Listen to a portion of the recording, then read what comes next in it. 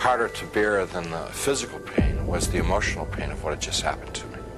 The utter degradation that I just experienced. You know, I never once felt that it was unjust or wrong. I heard my voice. It wasn't somebody else's voice. It wasn't the voice of God or anything. It was my voice. And I heard it speak, but I didn't speak it. So whether it's the voice of my conscience or I don't know what it was. It was just, but I distinctly heard my voice say, pray to God. And so I thought to myself, I don't believe in God. Pray to God. And I'm thinking,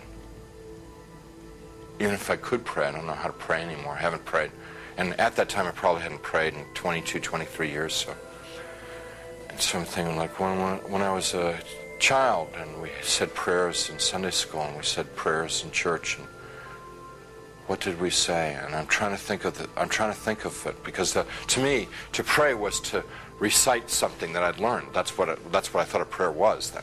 So let's say, the Lord is my shepherd. Give us this day our daily bread. My country, 'tis of thee. No, that's not a prayer. That's wrong.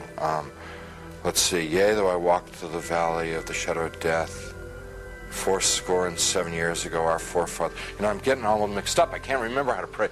And then the people who were around me, every time I'd like mention God, these people who had attacked me and beaten me, every time I mentioned God, it was as if mentioning God was throwing boiling water on them.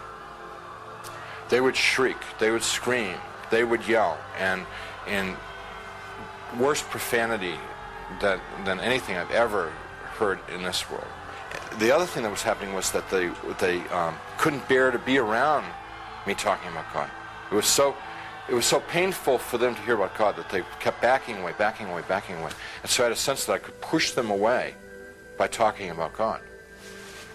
And so I'm trying to remember prayers, and I'm getting all confused and mixed up, and it was just all crazy, and I'm lying there, and eventually I realized that they're gone, and I'm alone.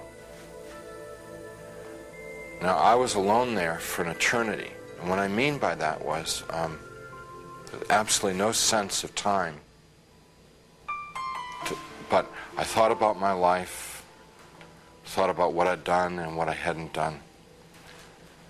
I thought about the situation I was in, and the conclusion that I came to is that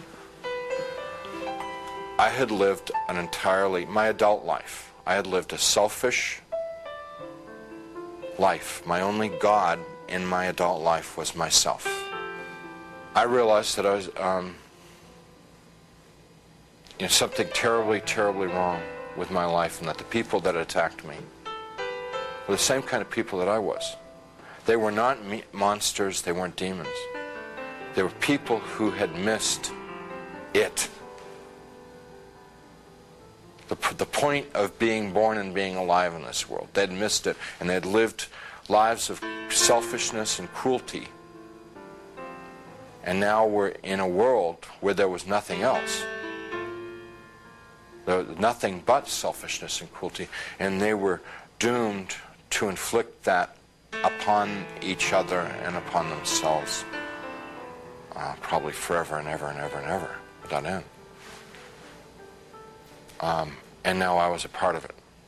And it seemed like, although I didn't want to be there, it seemed like probably the right place for me to be.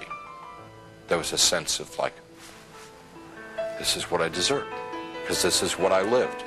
You can't imagine how emotionally painful that was. And I'm lying there for time without end, thinking about my fate. And in the back of my mind comes up an image of myself as a child, sitting in a Sunday school classroom, singing, Jesus Loves Me. I could hear in my mind, Jesus loves me, la la la. Jesus loves me, la la. And as I recalled myself singing it and I could hear myself as a child singing it.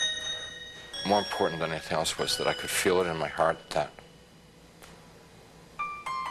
there was a time in my life when I was young and innocent when I believed in something good, when I believed in something other than myself, when I believed in someone who was all good, all powerful, who really, really cared about me.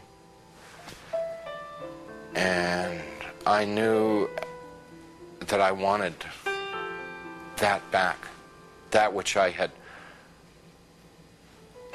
lost, that I'd thrown away, that I'd betrayed. I wanted that back. That I didn't know Jesus, but I wanted to know Jesus.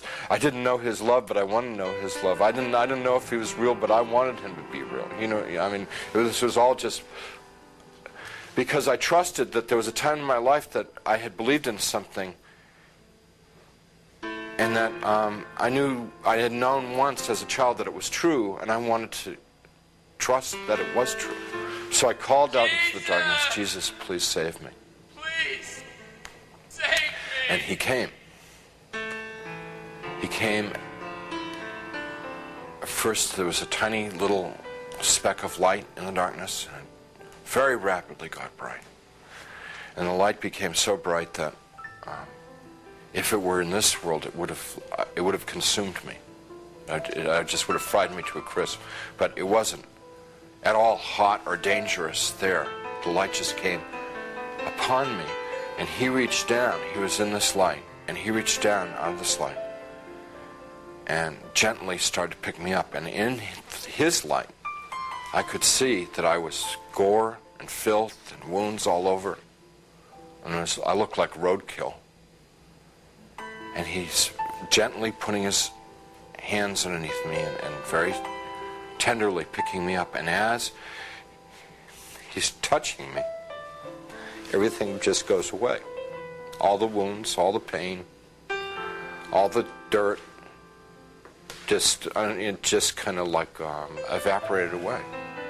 And I'm like whole and healed. And inside,